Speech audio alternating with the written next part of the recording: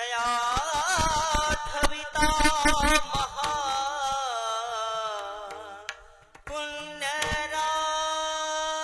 पुण्यरास नमस्कार माझा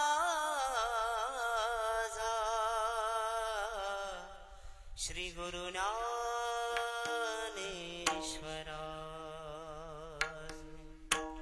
हरि जय जय राम कृष्ण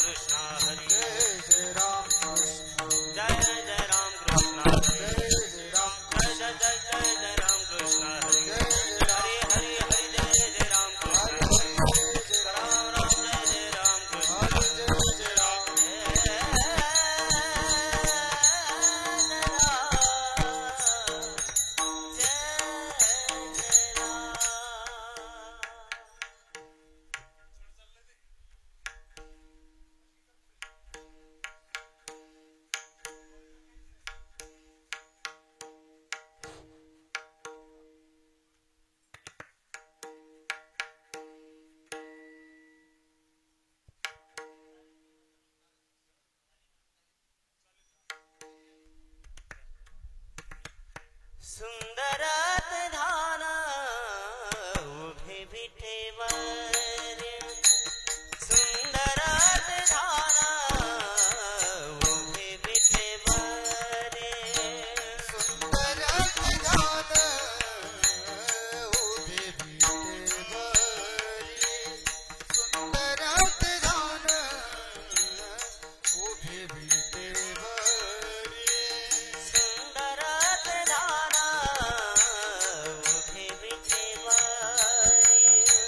सुंदरात धान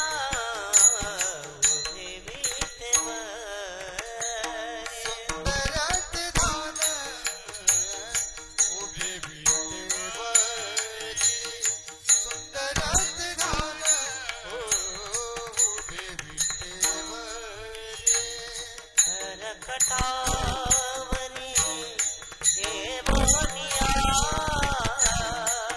कर कटावरी हे बोनिया तुलसी हार गला काशी पीतांबर तुलसी हार गला काशी पीतांबर कर कटावरी हे बोनिया कर कटावरी हे बोनिया तुलसी हार गळा कास पीतांबर तुलसी हार गळा कास पीतांबर आवड निरंतर हेची ठाण आवड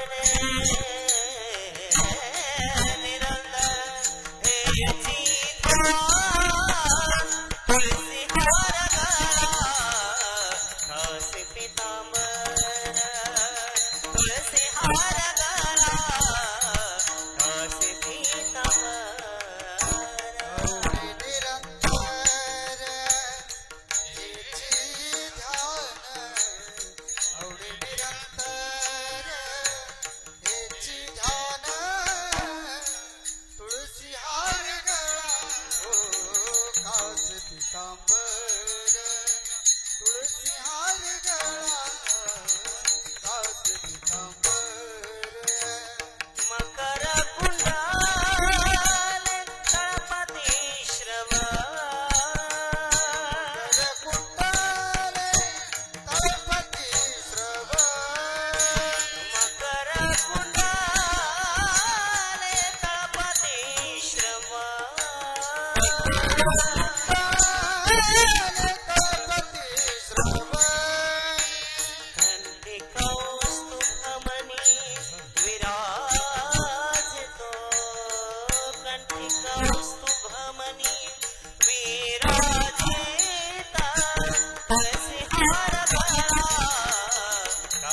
पीतांबर तुळसी हार गळा कास पीतांबर कौस्तुभमणि विराजित कौस्तुभमणि विराजित तुलसी हार गळा कास पीतांबर तुलसी हार गळा कास पीतांबर आवडे निरंतर हेचे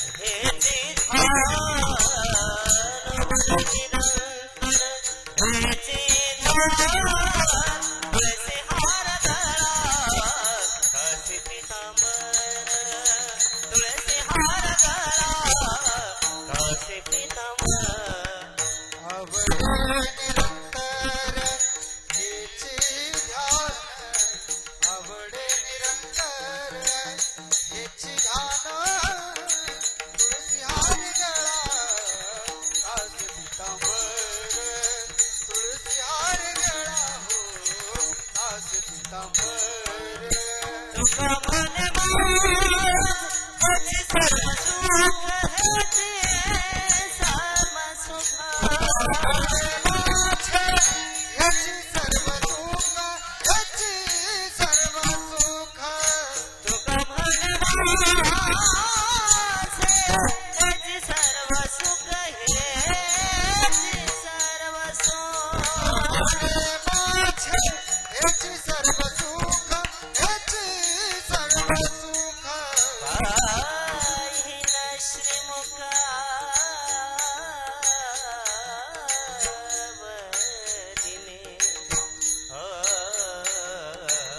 आवडिले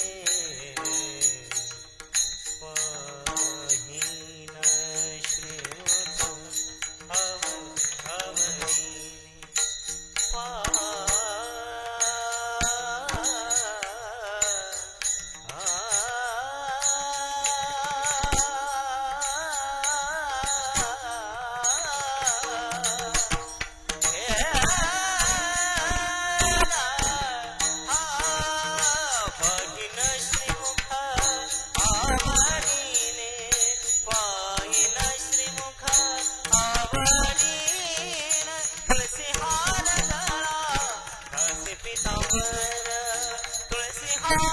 गळा हसे पीतांबर पाहिना श्रीमुख आवडीने पाहिना श्रीमुख आवडीने तुळसी हार गळा कास पीतांबर तुळसी हार गळा कास पीतांबर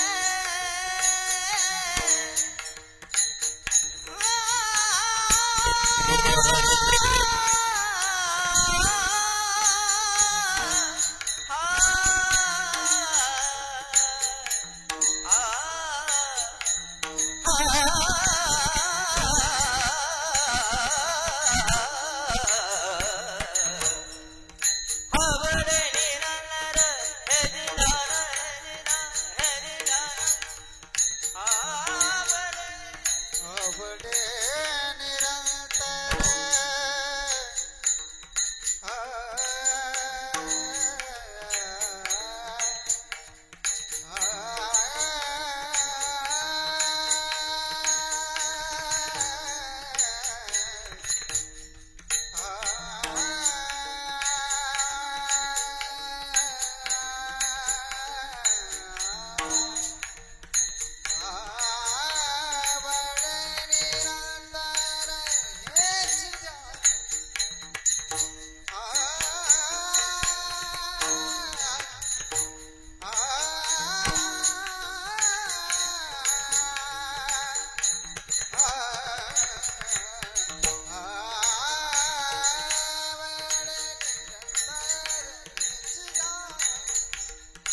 आवडे निरंतर हे जिधार आवडे निरंतर हे जिधार आवडे निरंतर हे जिधार तुळसी हार गळा घासी पितांबर माग म्हणा आवडे निरार घासी पितांबर आवडे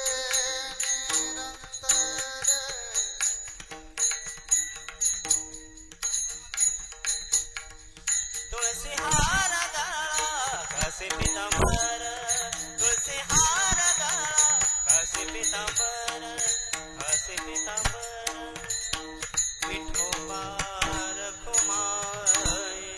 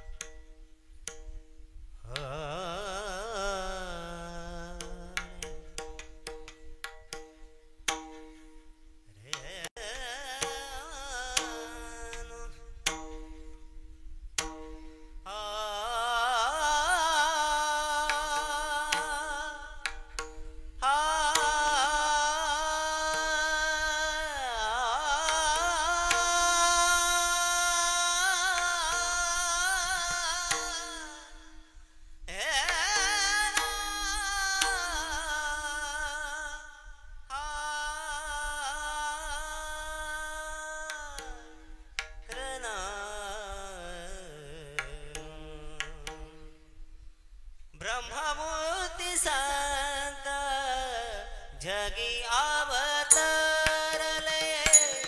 ब्रह्ममूर्ती संत जगी अवतरले ब्रह्ममूर्ती संत जगी अवतरले ब्रह्ममूर्ती संत जगी अवतरले ब्रह्ममूर्ती संत जगी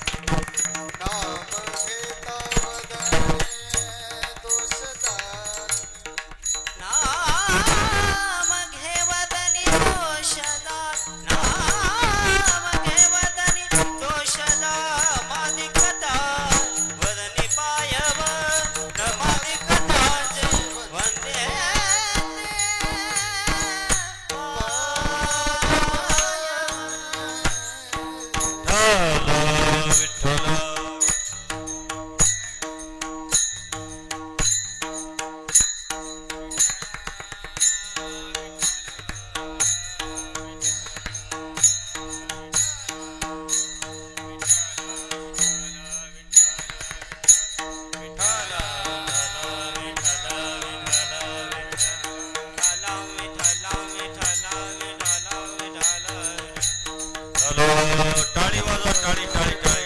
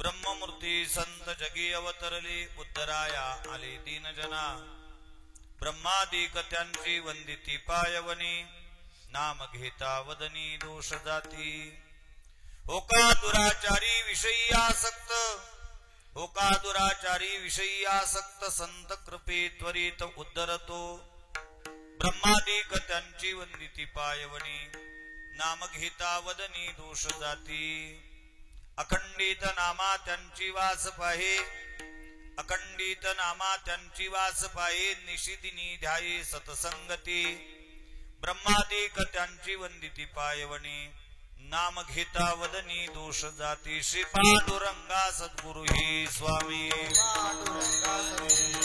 श्री पांडुरंगा सद्गुरु ही स्वामी दया पाद पद्मी नमन माझे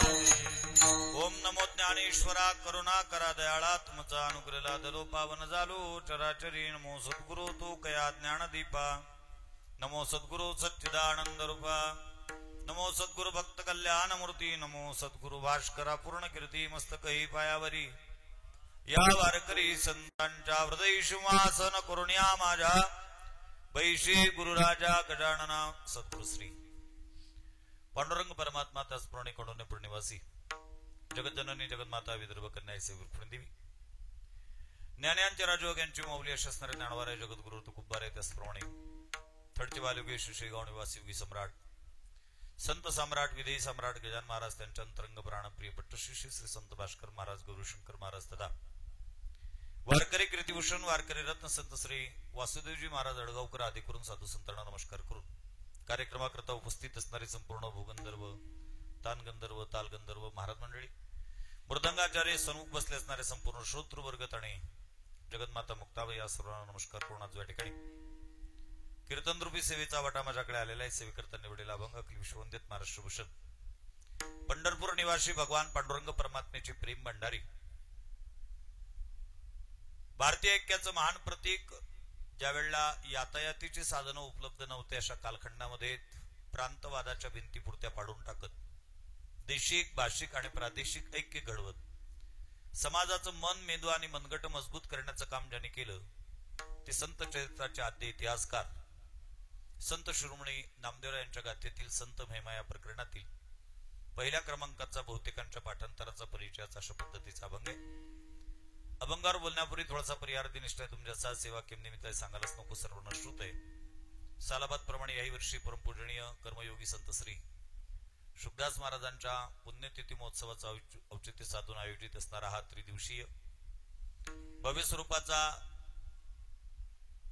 रामकथा तथा हरिसंकीर्तन सप्ताह महोत्सव आणि तदंतर्गत आजची ही रात्रीची आमचे परमस्नेही श्री हरिभक्तीपराय येवले महाराज शास्त्री यांच्या माध्यमातून माझ्या वाट्याला आलेली सेवा, तन्निमित्ताने उपस्थित संपूर्ण प्रभुप्रिय सज्जनांच्या भेटीचा दर्शनाचा किंबहुना वाङ्मयीन सेवा करण्याचा घडून आलेला योग असो. प्रास्ताविकामध्ये जास्त वेळ न घालवता अभंगाच्या भूमिकेकडे लक्ष केंद्रित करण्याचा प्रयत्न करेल. अभंगाची भूमिका अशी आहे पहा. भगवान श्री ज्ञानोबारांनी ज्ञानेश्वरी नावाचा ग्रंथ लिहिला. निवृत्तीनाथाच्या आज्ञेवरून अमृतानुभव लिहून पूर्ण झाला. चांगदेव महाराजांकरता 65 लिहिली. तुम्हाला सर्वसामान्य भक्तांकरता हरिपाठ लिहून झालात आणि भगवान श्री ज्ञानोबाराय विचार करतात आपण ज्या कार्यकर्ता या ठिकाणी आलेलो होतो ते अवतार कार्य आता संपलेलं आहे. मग आता काय केलं पाहिजेत? करावी सार्थक देहाची या देहाचं सार्थक केलं पाहिजे. आणि देहाचं सार्थक कशात आहे? त्रिविध प्रकारच्या तपामध्ये देहाचं सार्थक मानलं जातं. ते त्रिविध प्रकारचं तप कोणतं? कायिक, वाचिक आणि मानसिक. आणि त्रिविध तप एकत्रितरित्या कुठं घडतं? वारीमध्ये घडतं. पायी चालून कायिक तप घडतं, भजन करून वाचिक तप घडतं आणि भगवंताच्या ध्यानाने मानसिक तप घडतं. म्हणून ज्ञानोबाने विचार केला आपण आता तीर्थयात्रा केली पाहिजे. ज्ञान गिळोनी गावा गोविंद गा. ज्ञान गिळायचं आणि गोविंद गायचा. पडोन या वेद हरी गुण गावे, ठावे ते जाणावे तेव्हा झाले जगद्गुरु म्हणतात. आता तीर्थयात्रा करायची निर्णय ज्ञानोबाराय घेतात. पण तीर्थयात्रा करण्याचा निर्णय घेत असताना ज्ञानोबाराय विचार करतात कोणाच्या सोबत तीर्थयात्रा कराव्यात. नियम असा आहे, कुठं जात असताना कोणाच्या सोबत जावं. मुलांची संख्या भरपूर आहे. दुकानात जायचंय कोणाच्या सोबत? बाबाच्या नाही तर दादाच्या. दुकानात जायचं असेल तर ग्रामपंचायतीत जायचं असेल कोणाच्या सोबत? सरपंचाच्या. विधान भवनात जायचंय कोणाच्या सोबत? म्हणजे सरपंचाच्या. कोण विचारते त्याला तुरी केवढ्या तिथं? सरपंचाला मान आहे पण कुठं? गावापुरतात. उदाहरण दाखल दृष्टांत सांगतो पहा म्हणजे लक्षात येईल. एक सरपंच एसटीने प्रवास करत होते आणि एका एसटी मध्ये एक महिला 2 माणसांचं सीट घेऊन बसलेली होती. सरपंच उभे होते. सरपंचाने विचार केला 2 माणसाचं सीट घेऊन ज्या अर्थी बसलेले आहे त्या अर्थीचा नवरा, हिचा मुलगा, हिची बहीण, हिचा कोणीतरी भाऊ तिकीट काढण्याकरता मागे गेले असतील, येतील. एक स्टेशन गेलं, 2 गेलं पण काही कोणी आलं नाही. शेवटी सरपंचांनी हिंमत केली आणि त्या महिलांना सांगितलं बाई साहेब थोडं तिकडे सरकता का? तिने त्याच्याकडे पालन पाहून न पाहिल्यासारखं केलं. पुन्हा दुसऱ्यांदा धक्का लावला, सरकलीच नाही ती. कारण आधीच सरकलेली होती. म्हणजे ज्यांच्या लक्षात आलं असेल त्यांनी घ्यावं. पुन्हा तिसऱ्यांदा धक्का लावला त्यावेळेला ती संतापलीमुळे मेल्या. मगापासून पाहते मला धक्का लावते, तिकडे सरक म्हणतात. अरे तिकडे सरका म्हणणारा तो कोण? आता याला सवय पडलेली होती गावात उत्तर द्यायची. मी सरपंच. ती इतकी हुशार होती त्यांनी सांगितलं सरपंच पण गावचा की गाडीचा? सरपंचाला अधिकार कुठे आहे? गावात. गाडीत कोण विचारते त्याला? मग गाडीत जर त्याचा अधिकार चालत नसेल तर मंत्रालयात काय? म्हणून संसद भवनात जायचं, विधान भवनात जायचं असेल तर आमदारासोबत जावं, संसद भवनात जायचं असेल तर खासदारासोबत जावं, मंत्रालयात जायचं असेल तर मंत्र्यासोबत जावं, हॉटेलमध्ये जायचं असेल तर पैशावाल्यासोबत जावं, मामाच्या घरी जायचं असेल तर आईच्या सोबत जावं, सासुरवाडीला जायचं असेल तर आता ते मी सांगू हे तुम्हाला बऱ्यापैकी माहित आहे. म्हणजे कुठं जात असताना कोणाच्या सोबत जावं हे आतापर्यंतच्या दृष्टांतावरून ज्या पद्धतीने कळलं त्या पद्धतीने तीर्थयात्रेला जाताना कोणाच्या सोबत जावं? तीर्थयात्रेला जाताना संतांच्यात. तीर्थयात्रे सुखे जावो, तीर्थयात्रे सुखे जावो, तीर्थयात्रे सुखे जावो, तीर्थयात्रे सुखे जावो. वाचे विठ्ठल नाम घेऊ, वाचे विठ्ठल नाम घे, वाचे विठ्ठल नाम घे, वाचे विठ्ठल नाम घे. संता संगी शिवो, संता संगी शिवो, संता संगी शिवो, संता संगी शिवो. वासुदेव धनीवरी, वासुदेव धनवरी, वासुदेव धनीवरी करो वासुदेव स्मरण करो वासुदेव स्मरण करो वासुदेव स्मरण करो वासुदेव स्मरण वासुदेव स्मरण करो वासुदेव स्मरण करो वासुदेव स्मरण करो वासुदेव स्मरण. नाथबाबा म्हणतात तीर्थयात्रे सुखी जाऊ वाचे विठ्ठल नाम घेऊ पण कोणा संगी संता संगी शिवू वासुदेव धनीवरी. आता त्यावेळेला अलीकडच्या काळात जितके संत आहेत तितके संत नव्हते. आता तो गोटा उचलला की संत निघतो. फार बोटावर मोजता इतके संत होते. त्यावेळेला संत होते नामदेव महाराज. ज्ञानोबारांच्या समोर नाव आलं ते नामदेव महाराजांचं आणि भगवान श्री ज्ञानोबाराय आळंदीतून 250 किलोमीटर पायी चालत पंढरी क्षेत्रापर्यंत येतात. नामदेवरायला कळलं मोबाईल नव्हता नामदेवरायकडे. ज्ञानोबारायचं स्टेटस नव्हतं पालत त्याने वे टू पंढरपूर. नामदेवरायला कळलं बियन तारी संदेश यंत्रणा होती त्या काळात की ज्ञानोबाराय आपल्या भेटी करता येते. संत भेटती आजी मज इनिमी झालो चतुर्भुज दोन्ही भुजास तुडी सहज दोन्ही सूक्ष्मे वाढिल्या आलिंगनी सुखवाटी. नामदेवराय ज्ञानोबारांच्या स्वागताकरता सकुटुंब सपरिवार इष्टमित्रासह पंढरीच्या वेशीवर म्हणजे वाखरीच्या जवळ उभे राहतात. ज्ञानोबारायची आणि नामदेवरायची दृष्टादृष्ट झाली. नामदेवराय स्वतः लिहितात नामयाच्या भेटी ज्ञानदेव आले आणि लोटांगण घातली नामदेवी. नामदेव महाराजांनी ज्ञानोबारायच्या पायावर लोटांगण घातलं. ज्ञानोबारांनी उचललं आलिंगन दिलं. दोघं बोलत बोलत भगवान पांडुरंगाच्या मंदिरापर्यंत आले. पांडुरंगाचं दर्शन घेतलं. नामदेवरायांनी ज्ञानोबारायची विश्रांतीची व्यवस्था केली. त्यावेळेला नामदेवरायांचे ज्येष्ठ चिरंजीव नारा महाराज त्यांनी सगळी कृती पाहिली. त्यांनी ज्ञानोबाराय विश्रांती करत आहे ते पाहून नामदेव महाराजांचं मनगट पकडलं आणि एकांतामध्ये घेतलं. म्हणजे बाबा मला तुम्हाला काही प्रश्न विचारायचे आहेत. विचार बाबा काय विचारायचे आहेत. हे इथं आले ते कोण आहेत कोणी का असेल ना ते इथं जर पांडुरंगाच्या दर्शनाकरता आले असतील तर ज्या देवाच्या दर्शनाकरता आले तो देव तुमच्याशी प्रत्यक्ष बोलतो.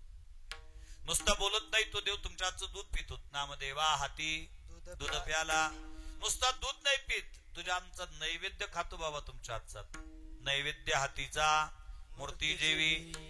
इतकं तुमचं देवाची सलग येत इतकं तुमचं देवाचं सानिध्य आहे.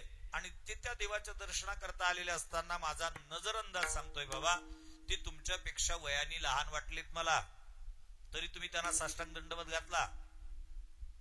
का दंडवत घातला ते कोण आहे ते इथं कशा करता आलेत आणि तुम्ही त्यांना नमस्कार का केला या प्रश्नाचे मला उत्तर तुमच्याकडून अपेक्षित आहेत. असा प्रश्न नारा महाराजांनी ज्यावेळेला नामदेव महाराजांना विचारला त्यावेळेला नामदेव महाराजांना आनंद वाटला आणि नामदेव महाराज नारा महाराजांच्या प्रश्नाचं उत्तर आजच्या अभंगाच्या पहिल्या चरणात देतात. ब्रह्ममूर्ती संत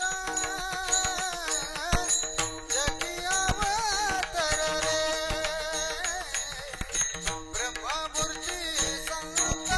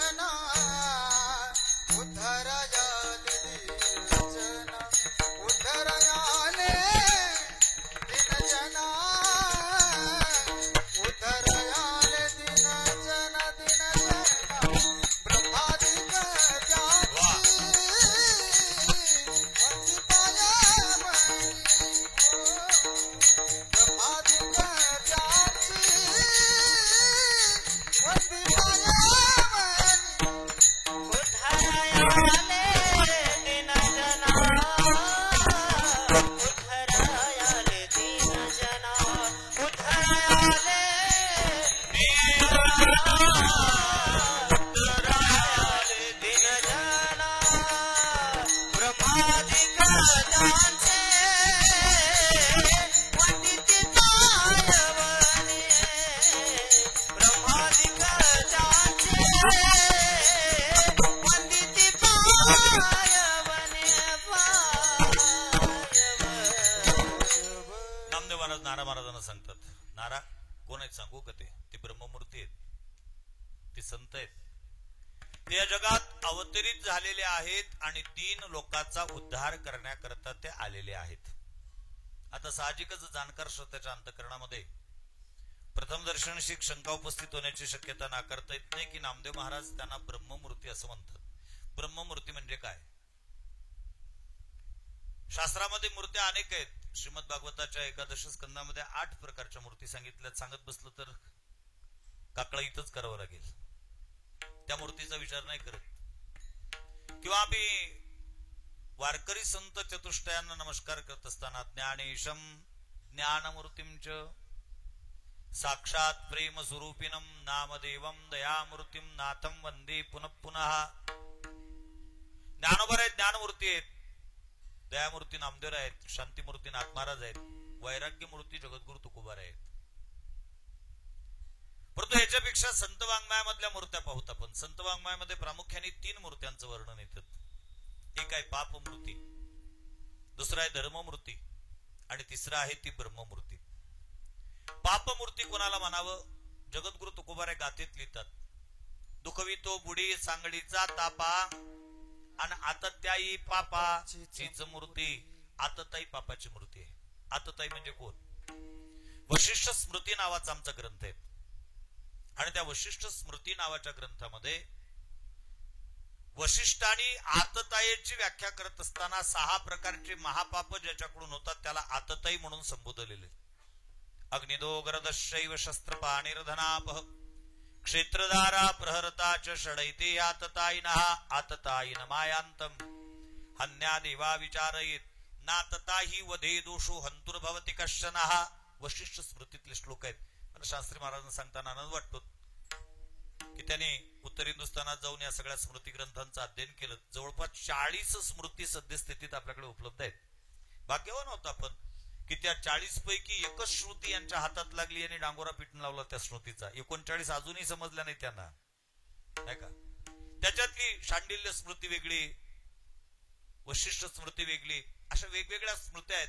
त्यापैकी वशिष्ठ जी लिहितात, अग्निदो म्हणजे दुसऱ्याच्या घराला आग लावणे, गरदशैव म्हणजे दुसऱ्याला विष देणे, शस्त्र पाणीर म्हणजे कारण नसताना दुसऱ्याच्या अंगावर शस्त्र घेऊन चवताळून जाणे, धनापह म्हणजे दुसऱ्याच्या धनाचा अपहार करणे, क्षेत्र म्हणजे दुसऱ्याची जमीन बळकावणे, दारा म्हणजे दुसऱ्याच्या पत्नीचं अपहरण करणे. हे 6 प्रकारचे महापाप ज्याच्याकडून होतात त्याला आतताई असं संबोधल्या जातात.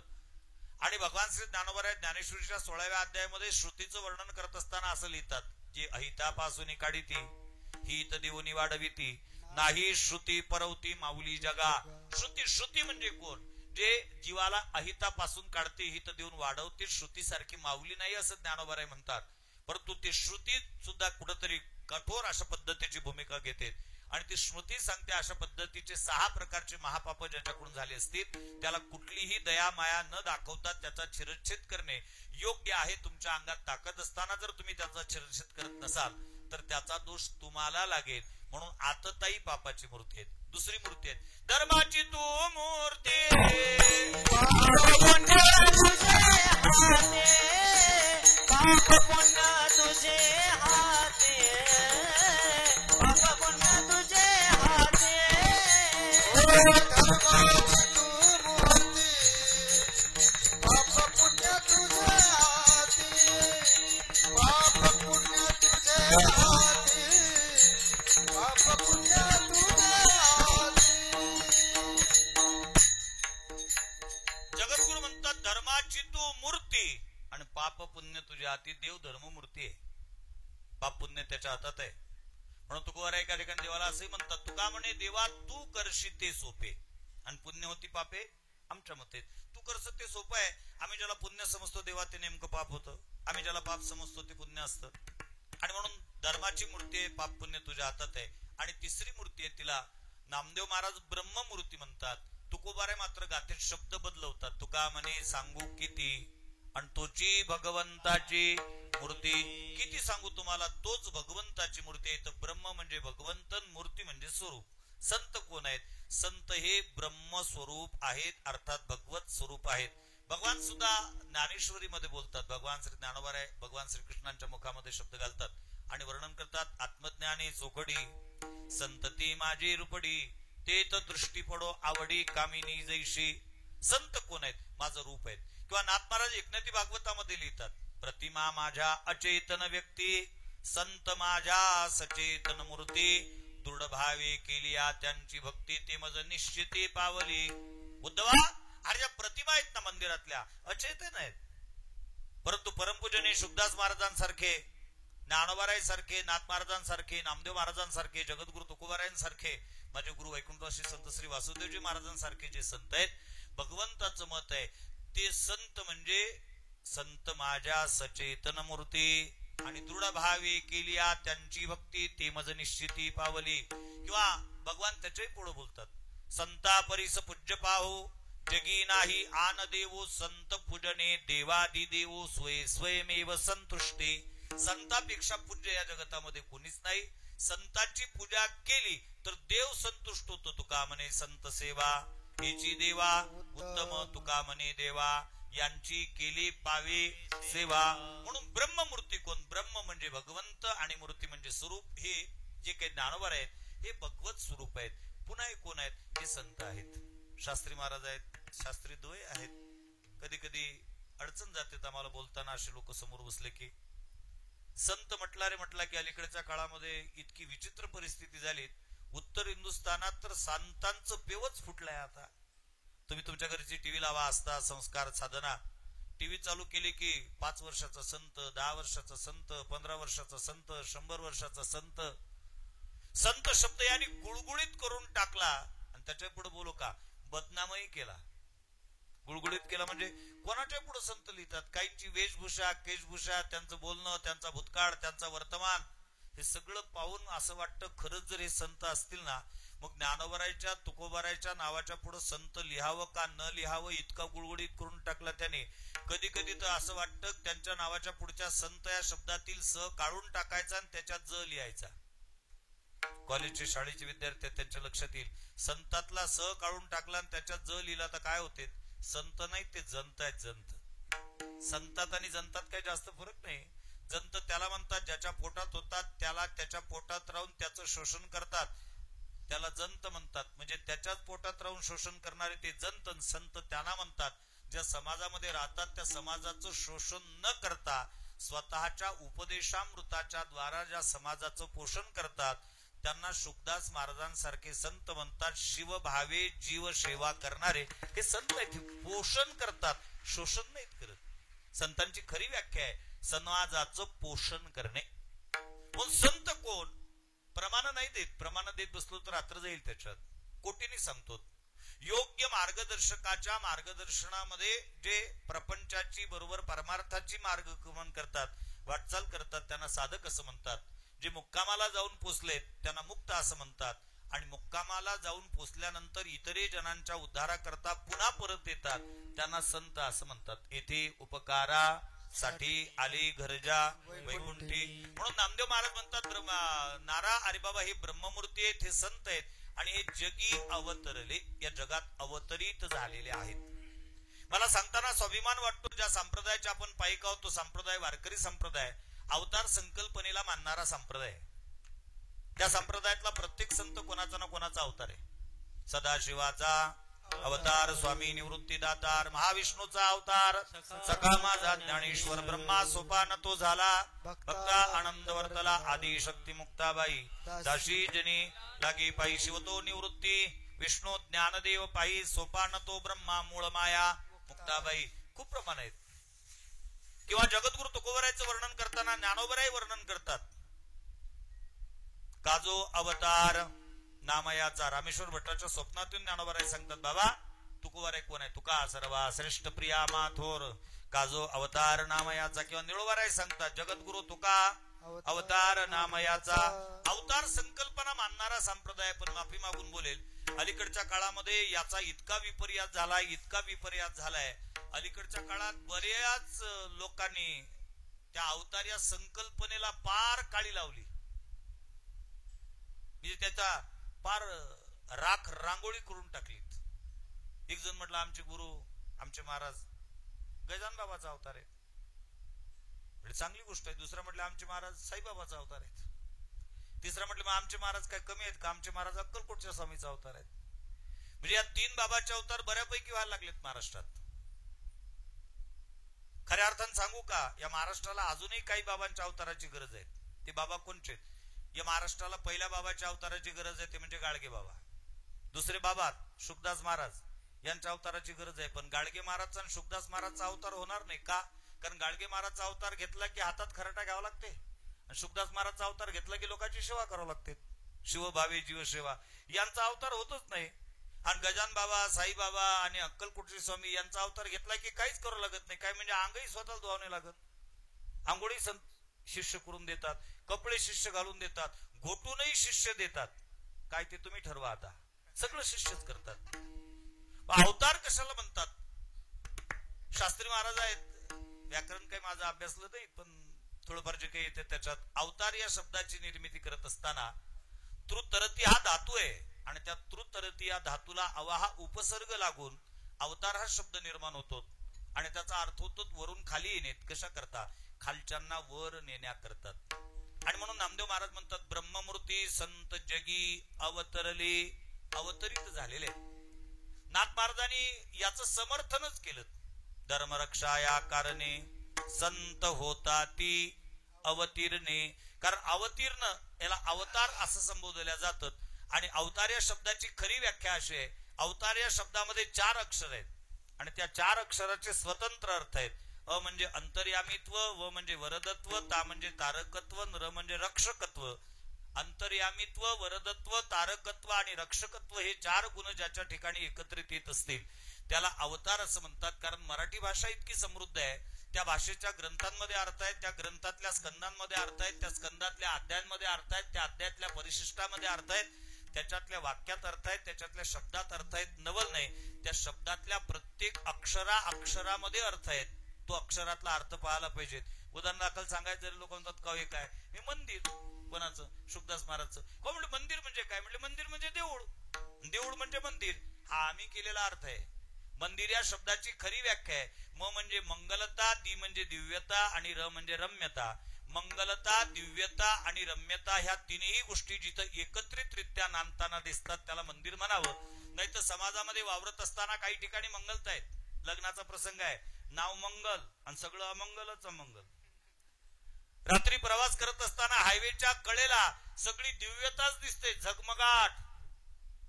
ढाब्यावर मंगलता आहे का? तिथं मंगलतेचा पता नाही. बगीचे आहेत, त्याच्यात रम्यता आहे, पण रम्यता आहे म्हणून मंगलता आणि दिव्यता असेलच याची काही सांगता येत नाही. कारण तिथं यात्रा असते 14 फेब्रुवारीला. माझ्या बोलण्याचा कल ज्यांच्या ज्यांच्या लक्षात आला असेल त्यांनी घ्यावं. कारण तिथं यात्रेची तारीख आहे, तिथी नाही. 14 फेब्रुवारीला तिथं काय भरते? यात्रा भरते. रम्यता आहे तिथं, मंगलता नाही. ज्या पृथ्वीवर आपण बसलेलो आहोत तिला अनेक नाव आहेत. कोणी अवनी म्हणतात, कोणी वसुंधरा म्हणतात, कोणी पृथ्वी म्हणतात, कोणी मेदिनी म्हणतात. त्याच्यापैकी तिचं नाव मी पहिल्यांदा घेतलं ते अवनी. अवनी म्हणजे काय? अ म्हणजे अन्न, व म्हणजे वस्त्र, नि म्हणजे निवारा. अन्न, वस्त्र आणि निवारा ह्या तिन्ही मानवाच्या मूलभूत गरजा जी एकटीच पूर्ण करते तिचं नाव अवनी. तसं अवतार म्हणजे काय? अंतर्यामित्व, वरदत्व, तारकत्व आणि रक्षकत्व या 4ही गोष्टीचं एकत्रीकरण ज्याच्या जीवनात होत असेल त्याला अवतार म्हणावं. म्हणून नामदेव महाराज म्हणतात ब्रह्ममूर्ती संत जगी अवतरले. आणि पुढे शब्द आहेत उद्धराया आले दीनजना. ते उद्धरण्याकरता आलेले आहेत. संत वाङ्मयाचं चिंतन करताना एक गोष्ट प्रामुख्याने लक्षात येईल. संतांच्या वाङ्मयामध्ये आलो, आले हे शब्द असलेले शेकडो प्रमाण आहेत. आलो म्हणे तुका मी नामाचा धारक, आम्ही वैकुंठ वाशी आलो याची कारणाशी बोलिले जे ऋषी. साच भावे येथे उपकारासाठी आले, गरजा वैकुंठी शोधून या आले संत हिताहित जगाचे. ते आलेत कशा करता आलेत? जगाच्या उद्धारा करता आलेत. मला एक चिंतन सांगावंसं वाटतं. जगतामध्ये 3 प्रकार पाहण्याकरता मिळतात. त्याच्यातला पहिला वर्ग असा आहे की ज्याला यावंच लागतं. दुसरा वर्ग असा आहे की ज्याला आणावं लागतं. आणि तिसरा वर्ग असा आहे की जो स्वतःहून येत असतो. यावंच लागतं त्याचं नाव जीव, आणावं लागतं त्याचं नाव देव, आणि स्वतःहून येत असतात त्यांचं नाव संत. तुमचा आमचा विचार केला, आम्ही इथं आलो की आम्हाला कोणी आणलं की आम्हाला यावंच लागलं? जर कोणी म्हणत असेल की आम्ही आलो असं जो म्हणत असेल, मला त्याला प्रश्न विचारायचा, येण्याचं जर स्वातंत्र्य तुझ्याकडे होतं तर तो इंदिरानगरच्या झोपडपट्टीत का आला? मलबार हिलवरचा करोडपत्याचा बंगला का नाही पाहिला?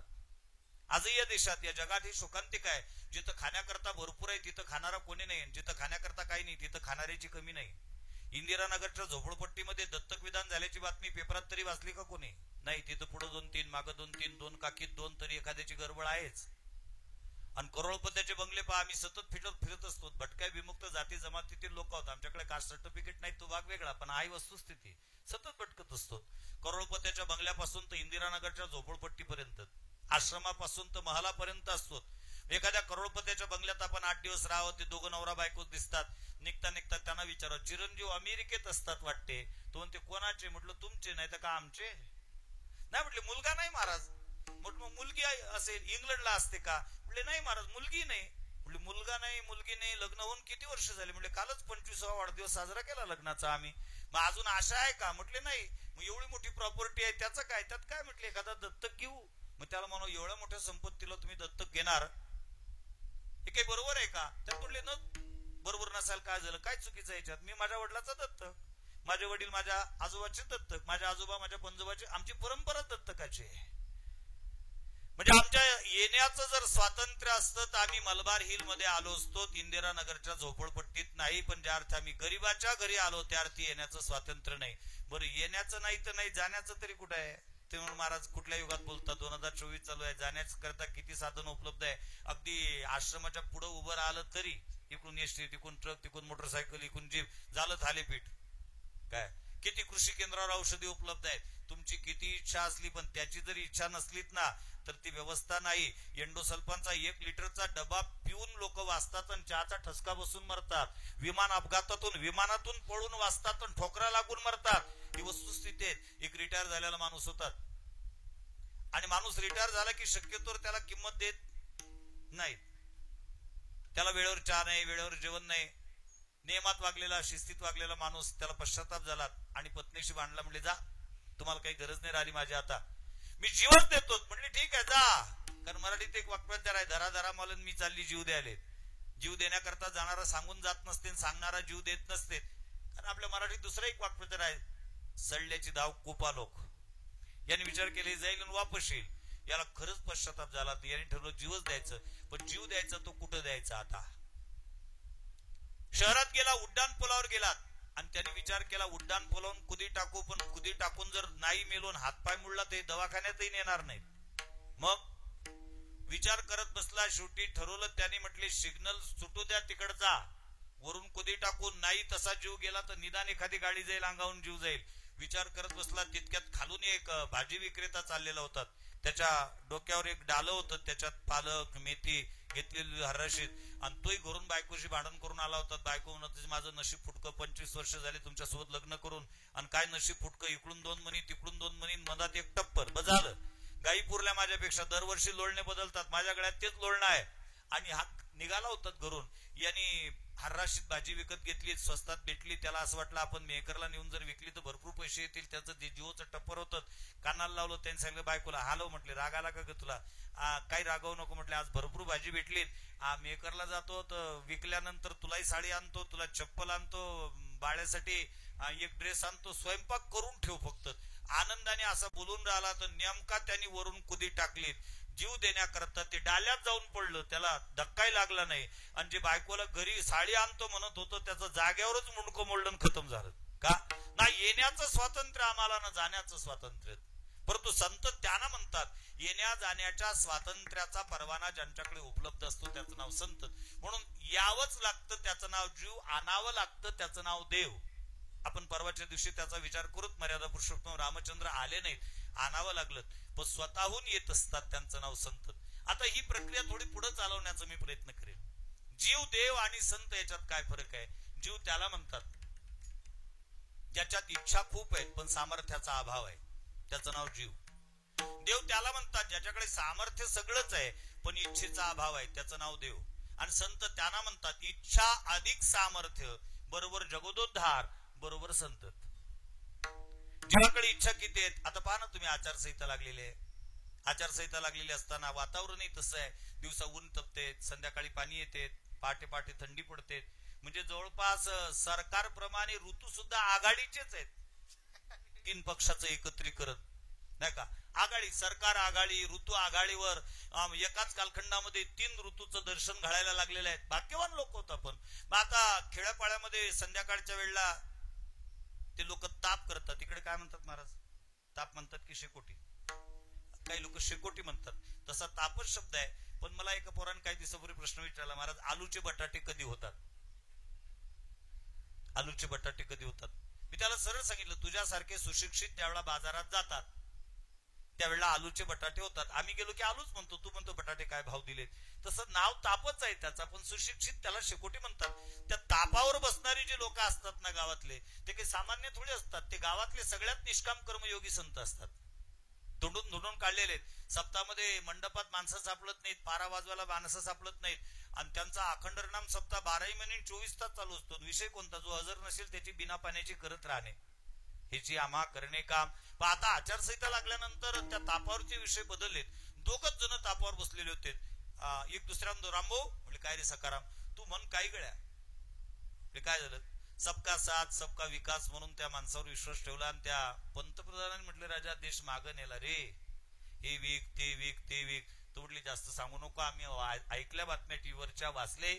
उपाय सांग याच्यावर. काय तापावरची चर्चा सांगतो मी तुम्हाला. उपाय सांग. तो म्हटली उपाय एकच आहे, 2024 मध्ये पठ्ठ्याला पंतप्रधान करा फक्त. कुठं? तापावर बसलेला तो मला पंतप्रधान करा म्हणते. पास जादूच्या कांडीसारखा देशाचा विकास करतो की नाही. त्यात रामभाऊ सखारामने म्हणते, सखाराम तू मन काय गळ्या, तुझ्यात आहे तेवढी धमक. पण खरं सांगू का, अरे नुसता पंतप्रधान बदलून नाही जमत. पंतप्रधानांनी संसदेमध्ये विधेयक पारित करायचे असतात. आणि ते शेवटी विधेयक कायद्यामध्ये रूपांतरित कधी होतं? राष्ट्रपतीची सही झाल्याशिवाय कायदा नाही होत त्याचा. मग म्हटले काय, तू जर पंतप्रधान तर पठ्ठ्या राष्ट्रपती. आपल्या दोघांची जर युती झाली, तू पंतप्रधान आणि मी जर राष्ट्रपती बनलोत ना, देश जागतिक महासत्ता बनण्याकरता जास्त दिवस लागणार नाहीत. एवढी इच्छा आहे. आणि आश्चर्याचं आहे, ज्याला पंतप्रधान पदाचे डोळे लागलेले आहेत तो अजून हिवरा ग्रामपंचायत मध्ये सदस्यही नाही, त्याला पंतप्रधान व्हावं वाटते. आणि ज्याला राष्ट्रपती व्हावं वाटतेत ना, त्याची परिस्थिती सांगू का, तो अजून कोणाचा पती नाही. 5-6 वर्ष झाली फिरून राहिला. मला भेटायला आला. म्हटलं महाराज काही असेल योग तर सांगा. म्हटलं मला कळलं असतं मी कशाला तसा राहिलो असतो रे, मी नसतं का घेतलं उरकून. नाही म्हटलं एखादं काही तोळगा असेल तुमच्याकडे तर सांगा. मी म्हटलं माझ्याकडे एकच तोळगा आहे. 2027 ला नाशिकला कुंभमेळा आहे. लुंगी विकत घेऊन घे, शाल माझ्याजवळची दे, संन्यास घे, आता पर्याय नाही. म्हणजे जो सरपंच नाही, जो सदस्य नाही, त्याला पंतप्रधान होण्याची इच्छा आहे. जो कोणाचा पती झाला नाही त्याला राष्ट्रपती होण्याची इच्छा आहे. म्हणजे इच्छा खूप आहे. मी काही दिवसापूर्वी एक वाचलं, 2 दारुडे एकाच गुत्त्यावर दारू पिले तर फुल लागलेत. एकाचा धक्का दुसऱ्याला लागला. याने त्याला कल्ला केला असेल, म्हटले नालायका दिसत नाही का पठ्ठ्या मुख्यमंत्री आहे आणि मुख्यमंत्र्याला धक्का देतो. त्याने याला फाडकन थापड मारली. म्हटले का रे काय झालं? म्हटले नालायका मी अजून राजीनामा दिला नाही, तू कसा काय मुख्यमंत्री होशील? किती पंचायत आहे. म्हणजे फुल लागलेला सुद्धा मुख्यमंत्री पदाचे डोळे आहेत. ही इच्छा आहे आमची. आमच्याकडे इच्छा खूप आहे, सामर्थ्याचा अभाव आहे. देवाकडे सामर्थ्य खूप आहे. किती सामर्थ्य आहेत? संत वाङ्मयामध्ये समर्थ शब्दाचा प्रयोग फक्त दोघांच्या पुढे आहेत. एक देव आणि दुसरे संत. ज्ञानदेव म्हणे हरी माझा समर्थ, न करवे अर्थ उपनिषदा तुझी असत्य. महाराज तुझी आसतेने वेदासी बोलणे, तुझी आसतेने वेदासी बोलणे,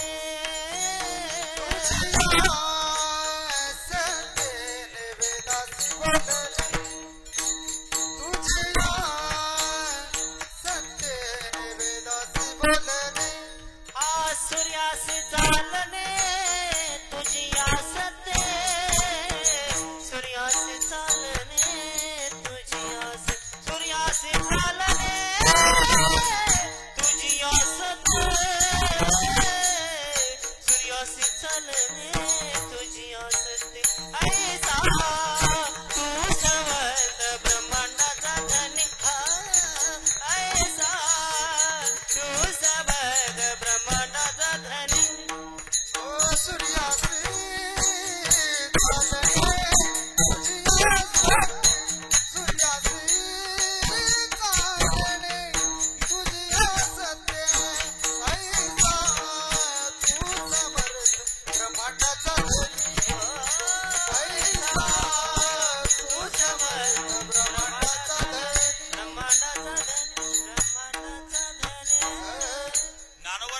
ज्ञानदेव म्हणे हरी माझा समर्थ. नामदेव महाराज म्हणतात ऐसा तू समर्थ ब्रह्मांडाचा धनी. आणि भगवान स्वतः म्हणतात ऐसा जो समर्थ तो मी जगाचा ना. तू पहिला समर्थ देव आहे.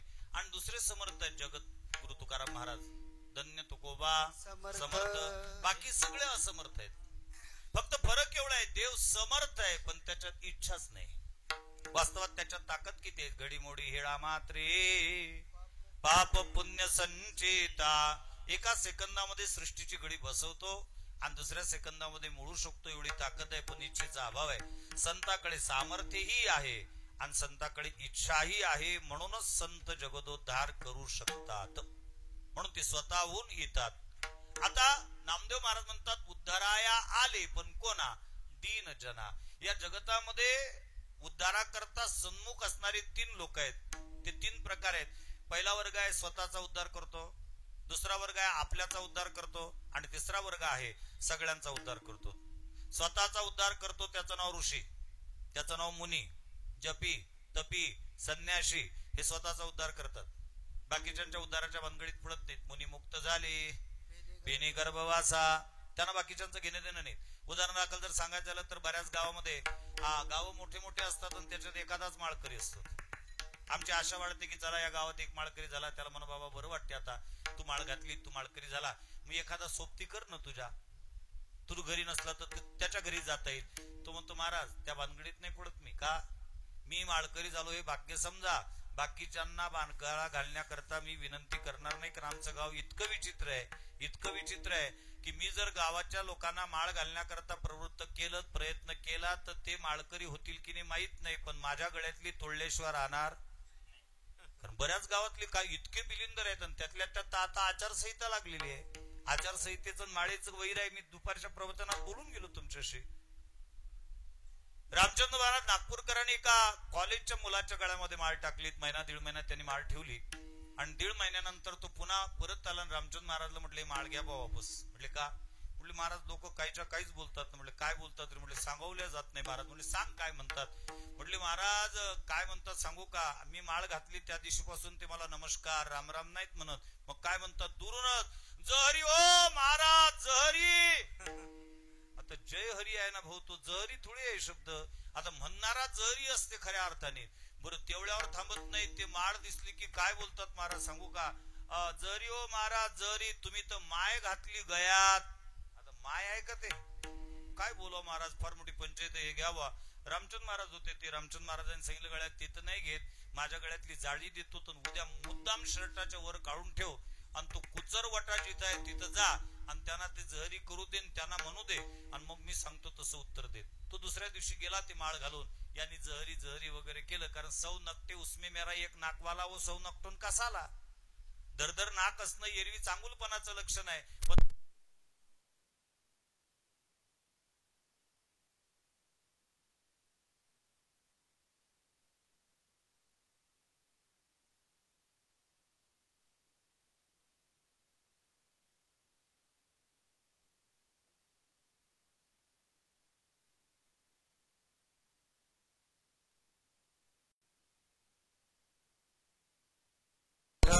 विठ्ठल विठ्ठल विठ्ठल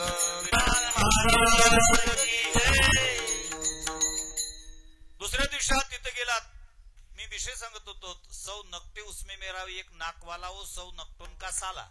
एरवी दरदर नाक असणं चांगुलपणाचं लक्षण आहे. पण सगळे बेनेच असतील, चपटेच असतील, नेपाळी असतील, त्याच्यात जर दरदर नाकवाला गेला तर तो चेष्टेचा विषय ठरतो. पारे नाक लेखा निंबू कापल्याचं ना आपले पा कसं रोलर फिरलेलं आहे तसा हा चेष्टेचा विषय. त्यांनी जहरी जहरी केलं आणि त्याच्यापुढे सांगितलं का हो तुम्ही तर माय घातली राजा गयात. तो म्हटले हो भाऊ माय गयात आहे पण मा बाप मोकाट आहे. बरं लक्षात ठेव तुझी सुरक्षित राहा असं वाटत असेल तर घे घालून. माझा दृष्टांत संपला. म्हणजे अशी परिस्थिती निर्माण करतात. म्हणून लोक दुसऱ्याच्या उद्धाराच्या भानगडीत न पडणारा पहिला वर्ग आहे. आपला उद्धार करून घेतो. दुसरा वर्ग आहे आपल्याचा करतो. आपल्याचा उद्धार करणारा देव आहेत. आपुल्या पाळीशी आपुल्या पाळीशी भक्तजना आपुल्या पाळीशी भक्तजना आपुल्या पाळीशी धर्म रक्षावयावतार घेशी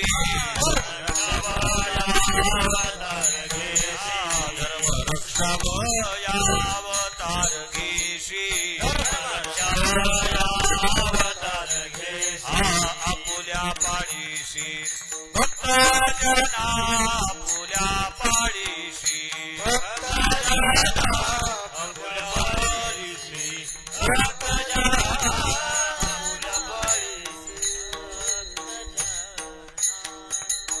जगद्गुरु तुकोबाराय देवाशी एक दिवस भांडतात आणि देवाला सांगतात, देवा तुझा आणि आमचा येण्याचा उद्देश एकच आहे. कोणता? तू येतो धर्मरक्ष संस्थापनार्थाय संभवामी युगे युगे. आम्ही कशा करता येतो? आम्ही त्याच्याच करता येतो. आहे तुका म्हणे धर्म संस्थापने केला नारायणी अवतार. देवाचं वर्णन आहे. आणि संतांचा आताच केलं तो नाथ महाराजांनी वर्णन केलं धर्म रक्षाया कारणे. आणि संत होता ती अवतीर्ण. देवा अरे येण्याचा उद्देश जरी एक असला तरी कार्यपद्धती भिन्न भिन्न आहेत. कोणची भिन्नता आहे? म्हटले तू येतो तू काय करतो? भक्ता राखे पायापाशी आणि दुर्जनाशी संहारी. तू उद्धार करतो पण कोणाचा? आपुल्या पाळीशी भक्तजना. की सगळ्यांचा. उदाहरण दाखल जर सांगायचं झालं तर तुमच्या लवकर लक्षात याच्याकरता बोलतो. सरकार तुमचं आमचं सगळ्यांचं कर्ज सरसकट माफ करू शकत नाही का? करू शकते. आहे पैसा सरकारकडे तेवढा. पण सरकार सगळ्यांचं कर्ज सरसकट माफ करते का? नाही. आपुल्या पाडीशी अदानी, आपुल्या पाडीशी अंबानी यांचं कर्ज माफ. आणि शेतकऱ्याचं तत्वतः अंशतः पुनर्गठन व्याज माफी नाही का? आपलं नाही. मग ते सरकार आहे त्यालाही सरकार म्हणतात. तो आपल्याचा उद्धार करतो तो देव आणि सगळ्यांचा उद्धार करतात त्यांना संत म्हणतात. उद्धराया आले दीन जना. इथं दीन शब्दाचा प्रयोग केला कारण उद्धाराकरता परांमुख 3 लोक आहेत. एक दीन आहेत, एक दुराचारी आहेत आणि तिसरा अत्याचारी आहे. इथं दीन शब्द जो आहे या दिनाचा विचार करत असताना विद्यार्थ्यांची संख्या भरपूर आहे, शिक्षक आहेत. लवकर लक्षात याच्याकरता बोलतो. मराठी भाषेमध्ये दीन शब्द 2 पद्धतीने लिहिला जातो, ऱ्हस्व आणि दीर्घ. परंतु दीन शब्द जर ऱ्हस्व लिहिला गेला तर त्या दिन याचा अर्थ दिनांक दिवस असा होतो. तर दीर्घ लिहिल्या गेलं तर दिन म्हणजे गरीब पामर पतित असा होतो. नामदेव महाराजांनी हा दिन शब्द दीर्घ लिहिला. दिन म्हणजे पतित, दिन म्हणजे पापी, या सगळ्यांचा उद्धार करण्याकरता उद्धराया आले दीन जना. संतांचं वर्णन तसंच आहे. नाथ महाराज मुक्ताबाईचं वर्णन करतात. मुक्ताबाई तुम्ही कशा करता आल्यात? मुक्ताबाईचं वर्णन करत असताना नाथ महाराज म्हणतात जगाच्या उद्धारा तुमचा अवतार पावन साचार मूढजना. किंवा तुकाराम महाराज वर्णन करतात अवतार तुम्हा धराया कारण उद्धराया जन जडजीवा. किंवा तुमच्या पाठांतराचा विषय सांगतो गजानना औलिया अवतरले जगतारा. टाळे टाळे. गजानना औलिया अवतरले जनतारा. गजानना औलिया अवतरले जगताराया. गजानना औलिया अवतरले जगताराया. गजानना औलिया अवतरले जगताराया.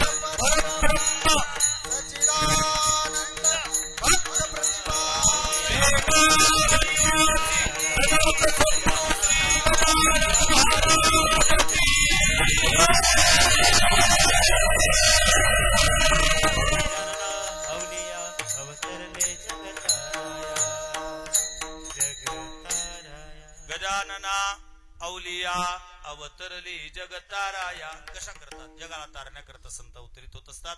नारा महाराजांनी सांगितलं बाबा ठीक आहे ते ब्रह्ममूर्ती आहेत, ते संत आहेत, ते जगात अवतरित झालेले आहेत, ते दीनजनाचा उद्धार करण्याकरता आले. पण माझ्या एका प्रश्नाचं उत्तर मात्र अजून मला मिळालं नाही. तुम्ही त्यांना नमस्कार का केला? ते तुमच्यापेक्षा वयाने लहान दिसलेत मला. नामदेव महाराजांनी सांगितलं, खरं सांगतो गड्या, तुझा अंदाज अगदी पक्का आहे, ते माझ्यापेक्षा 5 वर्षांनी लहान आहेत, पण मी त्यांना नमस्कार केल्याच्यात काही नवल नाही. त्यांचा अधिकार केवढा मोठा आहे. अभंगाच्या दुसऱ्या चरणात ब्रह्मादिकतांचे पायवणे, ब्रह्मादिकतांचे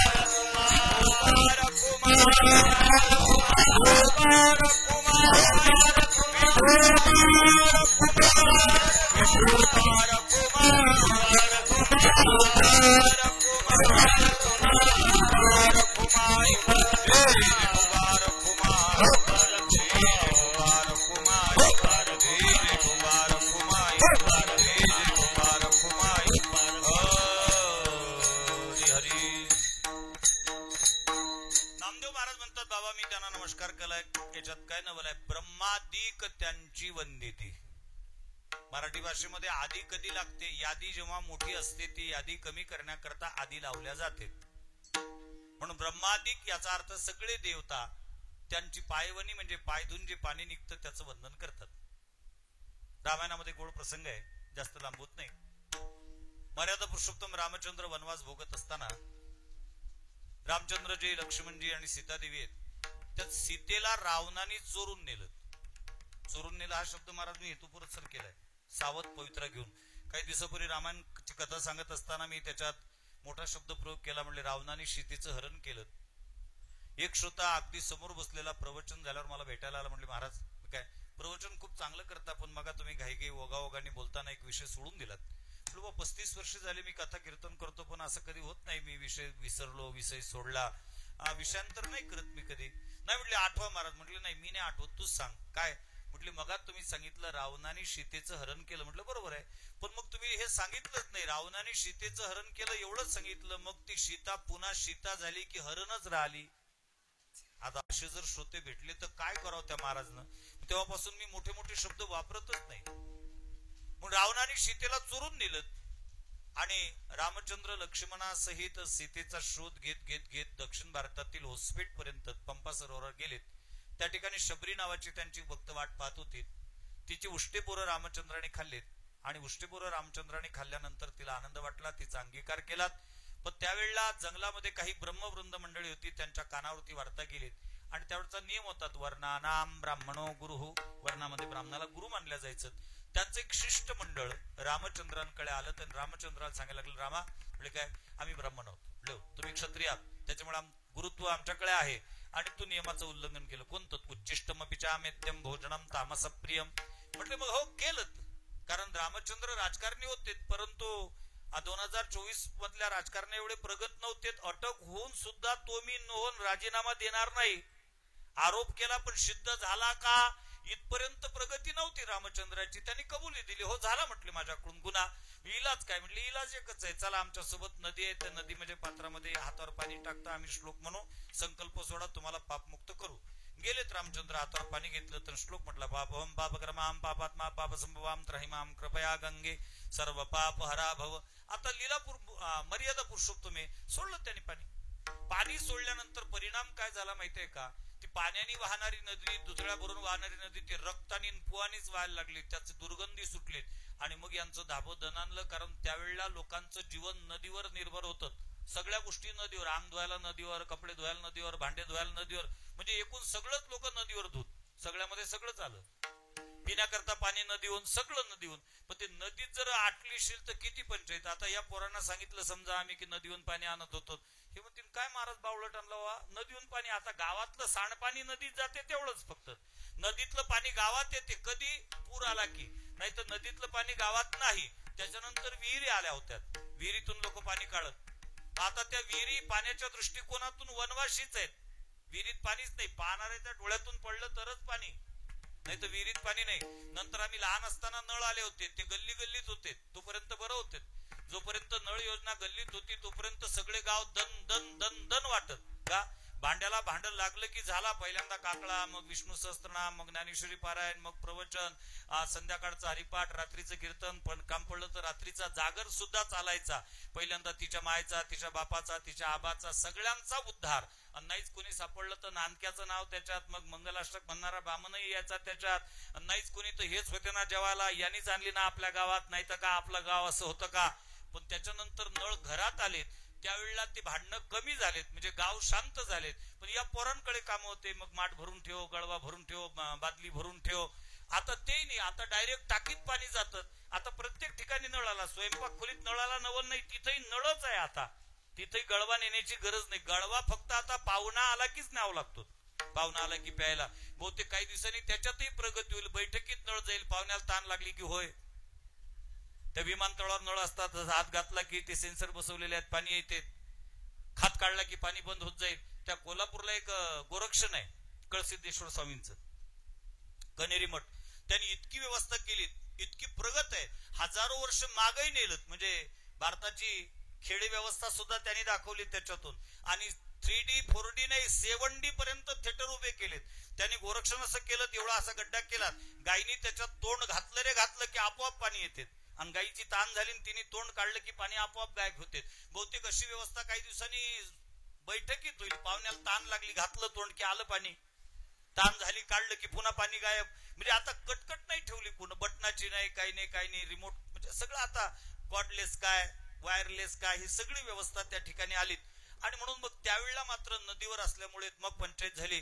आता पाण्याची व्यवस्था आणि रामचंद्रांचे पाय पकडले, सांगितलं प्रभू काहीतरी करा. रामाने सांगितलं मी काहीच नाही करू शकत, अहम भक्त पराधीन हा. मग आता इलाज काय, शबरीचे पाय पकडा, तिचे पाय धुवा, तिचं पाणी घ्या, याच्यात टाका तर नदी पुरवत होईल. शबरीकडे गेलेत, शबरी दर्शन घेऊ देत नव्हती, मागं मागं सरत होते. सांगितलं मी दर्शन नाही देणार, कारण मर्यादा पुरुषोत्तम रामचंद्राने माझे बोरं खाल्ले, तुम्ही त्यांना जर प्रायश्चित्त देता, मी तर तशीच दलित पॅंथर मधली आहे, मला तर तुम्ही जलसमाधी द्याल. त्यांनी विनंती केली, शेवटी तिचे पाय धुतले, तर पाणी त्या नदीत टाकल्याबरोबर ती नदी पूर्ववत झाली आणि सगळ्या ब्रह्मवृंदाने त्याचं आचमन केलं. म्हणून नामदेव महाराज म्हणतात, ब्रह्मादिक त्यांची वंदिती पायवनी. आणि त्यांच्या नामाचं सामर्थ्य काय, नाम घेता वदनी दोष जाती. वारकरी संप्रदायामध्ये जे ज्ञानोबा तुकाराम, ज्ञानदेव तुकाराम, ज्ञानेश्वर माऊली, ज्ञानराज माऊली तुकाराम, ज्ञानेश्वर जे काही गजर आहेत हे कोणी दिलेत, याचा निर्माता कोण आहे, एवढा विषय सांगतो आणि वाणीला पूर्ण विराम देतो. याचा निर्माता भगवान पांडुरंग परमात्मा आहे. हा मंत्र आम्हाला भगवान पांडुरंगाने दिलात. त्यावेळचा नियम होतात, गावच्या माणसाला गुरु करायचं असेल तर गावच्या ब्राह्मणाला करावं, गावच्या ब्राह्मणाने क्षेत्रातल्या ब्राह्मणाला, क्षेत्रातल्या ब्राह्मणाने क्षेत्रातल्या बळव्याला, आणि क्षेत्रातल्या बळव्याला गुरु करायचं असेल तर त्यांनी प्रल्हाद महाराज बळवेंना गुरु करावं. का, त्यांना वारकरी संप्रदायामध्ये संत शिखामणी ही पदवी होती. पांडुरंगाच्या मंदिरामध्ये निम्मानिम्म त्यांचा वाटा होतात. आणि इतके विद्वान होते, इतके विद्वान होते प्रल्हाद महाराज बळवे. असं म्हणतात, दक्षिण हिंदुस्थानातील काही विद्वान मंडळी पंढरीत आलेत आणि त्यांनी ज्ञानोबारायचा अमृतानुभव घेतला.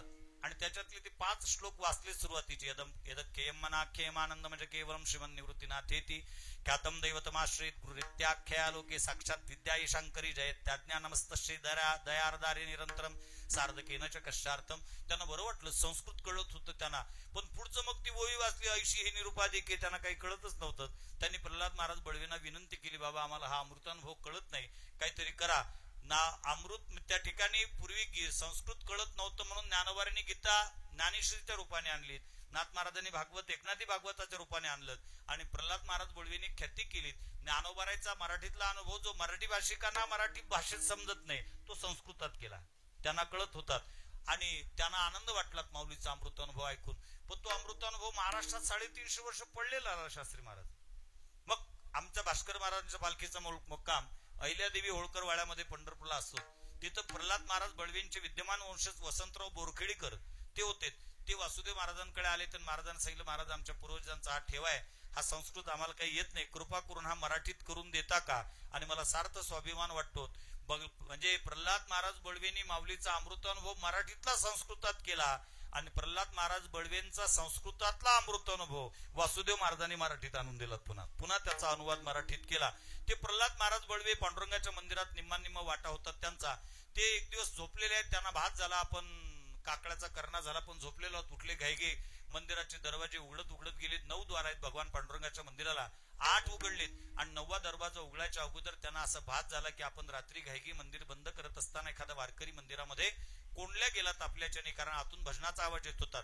9वा दरवाजा जसा उघडलात ना, उघडल्याबरोबर त्यांना आश्चर्याचा धक्काच बसला. वारकरी नव्हतात, विटेवरचा पांडुरंग परमात्मा विटेवरून उतरून गळ्यामध्ये विना घेऊन हातात टाळ घेऊन गजर करत होता. ज्ञानदेव तुकाराम, ज्ञानदेव तुकाराम, ज्ञानदेव तुकाराम, ज्ञानदेव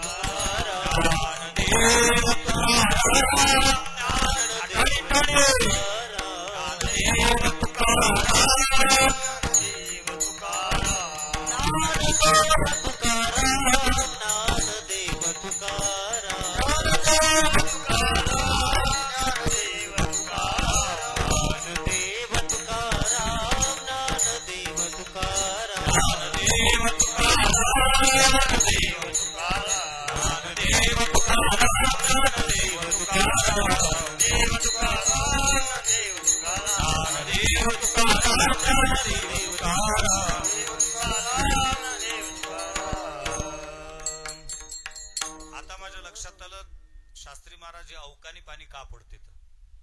तुम्हाला आधीमध्ये कसा काय साक्षात्कार झाला. मी पहिल्यांदा गजानना अवलिया गजर घेतला, टाळी वाजवायला लावलं, काही नाही वाजवली नाही. आता ज्ञानदेव तुकाराम म्हटलं तरी तसं कुठं वायतो नाही, कुठं पेंडको नाही, कुठं मुरतो नाही, कुठं काहीच नाही. असं पाहिलं मी. यांना टाळी वाजवा म्हटलं, टाळी नाही वाजवली. एक दृष्टांत आठवला म्हणून सांगतो, बारकाईने ऐका फक्त. मी काही दिवसापूर्वी आता गोंदिया जिल्ह्यात कार्यक्रम होतो महाराज. एका सत्रात कथा होती, 2 सत्रात नव्हती. एका सत्रात एका होतो, एक कार्यकर्ता आला, म्हणजे महाराज फिरायला चालता का, आमचा जिल्हा म्हणजे तलावाचा जिल्हा आहे. ठीक आहे, गेलो त्या तलावावर. मानव सुलभ स्वभावानुसार ते अथांग पाणी पाहिलं, एक दगड घेतला ना असा फेकला.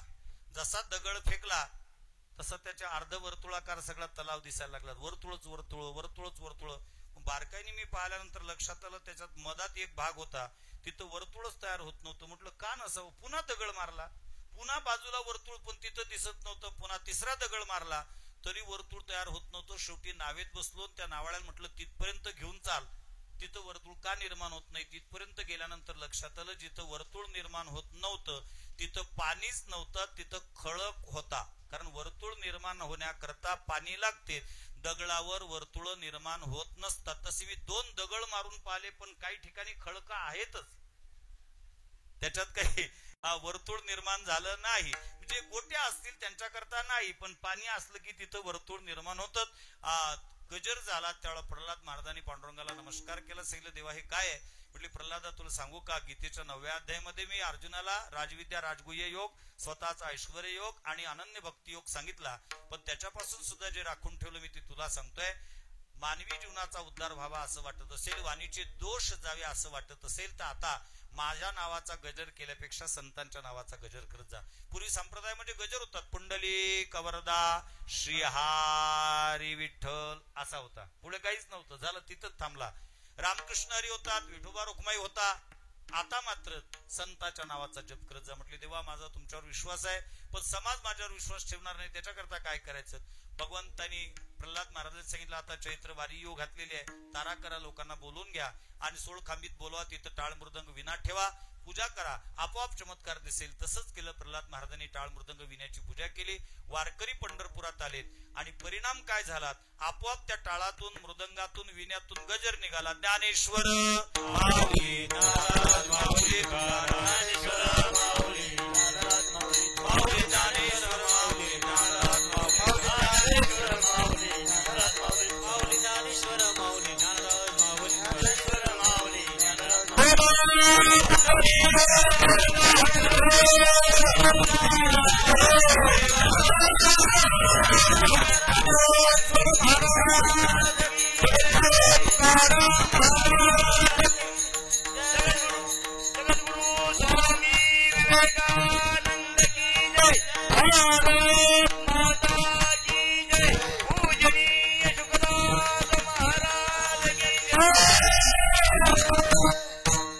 ज्ञानेश्वर माऊली ज्ञानराज माऊली गजर निघालात आणि पुंडलिक वरदा गजर बदलला. त्याच्या श्री पांडुरंगाच्या पुढची होती, तिन्ही पक्षांतर केलं. ती श्री पांडुरंगाकडून निघाली, ज्ञानोबाराच्या नावाच्या पुढे जाऊन चेटकली. म्हणून तेव्हापासून श्री ज्ञानदेव तुकाराम अशा पद्धतीने नाम घेता वदनी दोष जाती होका दुराचारी.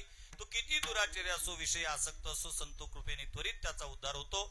आणि नामदेव महाराज नारा महाराजांना सांगतात बाबा मी आजच नाही, मी अखंडित त्यांची वास पाहत राहील शेवटचं चरण. अखंडित नाम त्यांची वास पाहे, अखंडित नाम त्यांची वास पाहे, नामाताची वास पाहे, अखंडित नामाताची वास पाहे.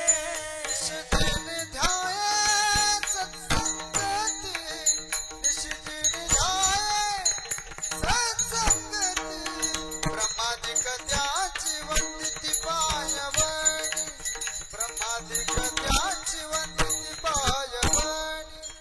निषदिनी थाय संत संग, निषदिनी थाय संत संग, ते ब्रह्मदे गजांचे वंदिती पायवनी, ब्रह्मदे गजांचे वंदिती पायवनी. नाम घेता नाम घेता वदनी दोष जाती, नाम घेता वदनी दोष जाती, नाम घेता वदनी दोष जाती, नाम घेता वदनी दोष जाती, नाम घेता वदनी दोष जाती, नाम घेता वदनी दोष जाती, नाम घेता वदनी दोष जाती, ब्रह्मादिक ध्यान वंदिती पायवनी, ब्रह्मादिक गजान वंदिती पायवनी. नामदेव महाराज म्हणतात अखंडित नामा त्यांची वास पाहिल. मी अखंडित वास पाहिल अर्थात वाट पाहिल. निशिदिनी ध्याये सतसंगते, कारण ब्रह्मादिक त्यांची वंदिती पायवनी, नाम घेता वदनी दोष जाते. अशा प्रकारे अभंगाचा अल्पसा भावार्थ आणि गोलार्थ वेळेच्या आत माझ्या अल्पमतीप्रमाणे सांगण्याचा प्रयत्न केला. यामध्ये जे काही चुकीचं असेल ते माझ्या बुद्धीचे दोष आहेत आणि जे काही बरोबर असेल वैकुंठवासी संत श्री वासुदेवजी महाराज यांच्या चरणसेवेचा आहे. झालेली सेवा परमपूजनीय कर्मयोगी संत श्री शुकदास महाराजांच्या चरणी समर्पित करून सेवेला या ठिकाणी पूर्ण विराम. विठ्ठल जय जय विठ्ठल, जय विठ्ठल जय विठ्ठल, जय जय विठ्ठल. बोलले जय बोले वेडे बापुडे उतरे क्षमापराध महाराजा तुम्ही, हा नाही उचारिला अधिकार म्या फुला. क्षमापराध महाराजा तुम्ही, तुका म्हणे ज्ञानेश्वरा राखा पायापैकी करा. क्षमापराध महाराजा तुम्ही, ज्ञानदेव तुकाराम, देव तुकाराम, तुकाराम कुंडलिक वरदार विठ्ठल श्री ज्ञानदेव तुकाराम पंढरीनाथ भगवान की जय. पूजनीय शुकदास महाराज की जय. ब्रह्ममूर्ती संत जगी अवतरले